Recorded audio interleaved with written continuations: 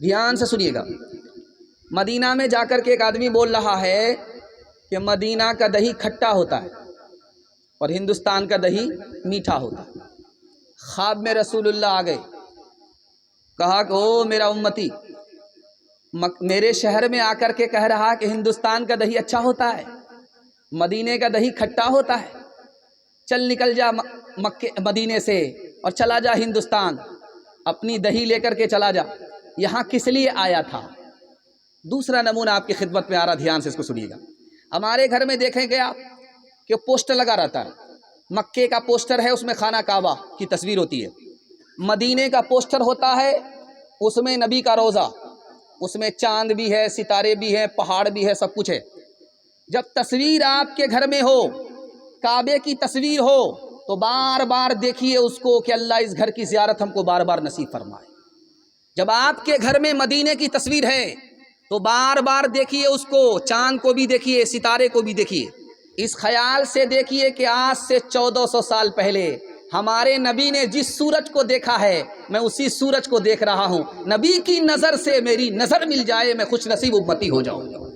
ایک بات اور یاد رکھیے، آخری بات آپ کو بتانے کے لیے جا رہا ہوں۔ جانور کے ساتھ اچھا سلوک کریں گے جنت میں جائیں گے، جانور کے ساتھ برا سلوک کریں گے جہنم میں جائیں گے۔ آپ کے گھر میں برنی کا کھوتا ہے، گرم پانی اس میں ڈال نہیں سکتے، گرم پانی سے اگر آپ نے برنی کے کھوتے میں برنی کو پانی ڈال کر کے ہلاک کیا، آپ کو گناہ ہوگا۔ آپ کے گھر میں چوٹی کا بل ہے، اس میں آگ نہیں ڈال سکتے، آپ کو گناہ ہوگا۔ آپ کا جانور بدماش ہے، اس کو لوہے سے داغ نہیں سکتے۔ آپ کا جانور بدماش ہے، اس کو چہرے پر مار نہیں سکتے۔ دو جانور کو لڑا کر کے تماشا دیکھ نہیں سکتے، آپ کو گناہ ہوگا۔ جانور کے ساتھ اچھا سلوک کریں گے اللہ جنت میں بھیجے گا، اگر جانور کے ساتھ برا سلوک کریں گے تو اس بدسلوکی کی وجہ سے جہنم میں جانا ہوگا۔ ہاتھ اٹھا کر کے وعدہ کیجئے جانور کے ساتھ اچھا سلوک کریں گے، ہاتھ اٹھائیے انشاءاللہ۔ جب تک جانور ٹھنڈا نہ ہو جائے اس کے ہاتھ پاؤں کو نہیں کاٹیں گے، ہاتھ اٹھائیے انشاءاللہ۔ ایک مثال ہے، پیغام ختم کر رہا ہوں۔ 4 جانور کو، پرندے کو حضرت ابراہیم نے ذبح کیا، اس کی بوٹی بوٹی کر کے 4 پہاڑ پر رکھا اور سب کو آواز دیا تو سب اصلی حالت میں لوٹ کر کے دوبارہ زندہ ہو گیا اور آ گیا۔ وہ 4 پرندے کیا کیا تھے وہ آپ کو بتانے کے لیے جا رہا ہوں۔ اس میں پہلا پرندہ مور تھا، دوسرا پرندہ اس میں شتر مرغ تھا، تیسرا پرندہ اس میں کوا تھا، چوتھا پرندہ اس میں گدھا تھا۔ یہ 4 پرندے کیوں ذبح کرائے گئے اور ایک مرتبہ ذبح کرنے کے بعد اس کو دوبارہ زندہ کیوں کیا گیا؟ یہ دراصل تعلیم دینی تھی کہ جو مردہ قبر میں پہنچ گیا ہم دوبارہ اسی طرح زندہ کریں گے۔ اور دوسری تعلیم یہ دینی تھی، کوے کے اندر لالچ ہوتا ہے، جب تک انسان اپنے لالچ کو نہیں نکالے گا تو کوا اور انسان دونوں برابر۔ گدھا مردار کھاتا ہے، انسان حرام نہ کھائے۔ اگر مسلمان حرام کھا رہا ہے تو گدھا اور مسلمان دونوں برابر۔ شتر مرغ نفس کا غلام ہوتا ہے، اگر مسلمان نفس کی غلامی کر رہا ہے کہ خدا کی غلامی نہیں تو شتر مرغ انسان اور جانور دونوں برابر۔ مور تکبر کرتا ہے، اپنے حسن پر فخر کرتا ہے، اگر مسلمانوں کو اپنی طاقت پر، دولت پر غرور آ گیا تو جانور اور انسان میں کوئی فرق نہیں ہے۔ ہاتھ اٹھا کر کے وعدہ کیجئے انسان بنیں گے، سچے پکے مسلمان بنیں گے، ہاتھ اٹھائیے انشاءاللہ۔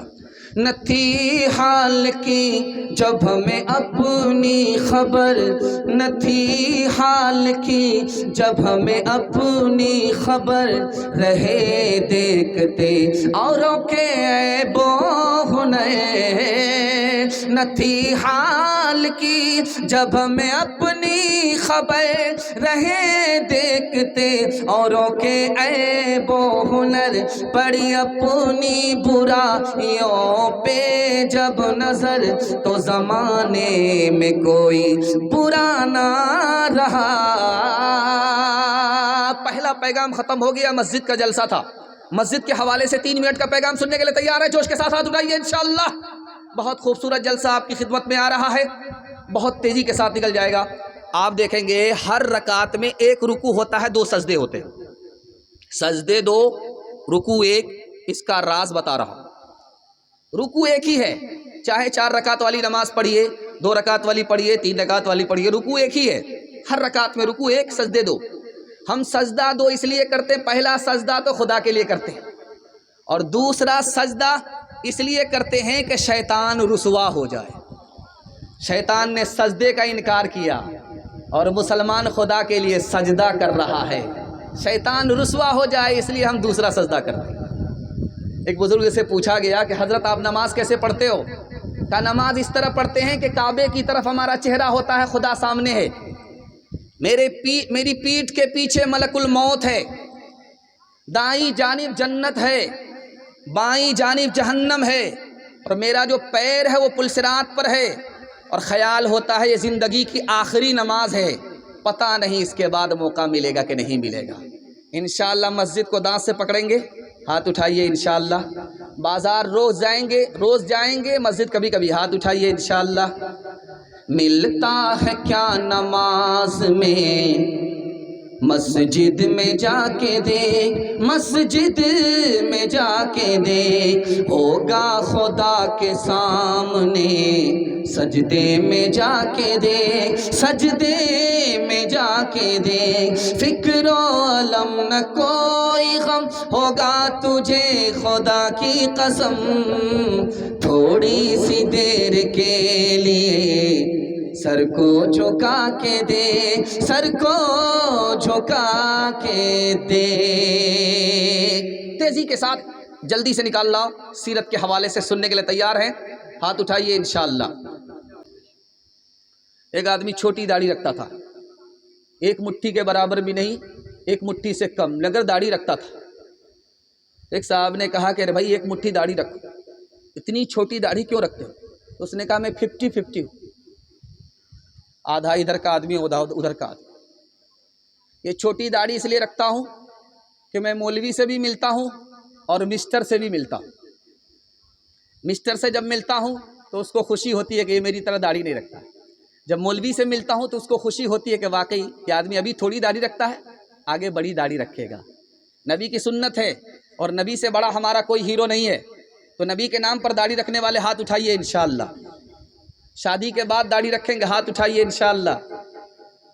داڑھی والے بھی ہاتھ اٹھا رہے ہیں.